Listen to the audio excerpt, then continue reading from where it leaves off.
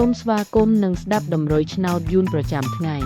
ដើម្បីជាកម្លាំងចិត្តសូមពុកម៉ែបងប្អូនចុច like និងសញ្ញាជាម្នាក់មួយផងដើម្បីទទួលបានតម្រុយថ្មីប្រចាំថ្ងៃតម្រុយឆ្នោតយួននៅថ្ងៃនេះគឺថ្ងៃទី21ខែតុលាឆ្នាំ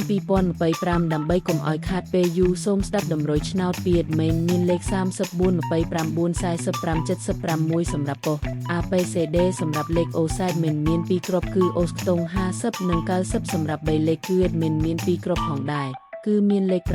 890គុណ321គុណបើសិនជាពុកម៉ែបងប្អូនស្រឡាញ់និងពេញចិត្តលេខទាំងនេះពុកម៉ែបងប្អូនអាចយកលេខទាំងនេះទៅផ្សងសំណាងបានជាចុងក្រោយសូមជូនពរពុកម៉ែបងប្អូនដែលយកលេខខាង admin ទៅផ្សងសំណាងហេងយើងទាំងអស់គ្នាជូនពរពុកម៉ែបងប្អូនជួបតែសំណាងល្អនិងសុខភាពល្អសូមជុំរៀបលាជួបគ្នានៅថ្ងៃស្អែកបន្តទៀត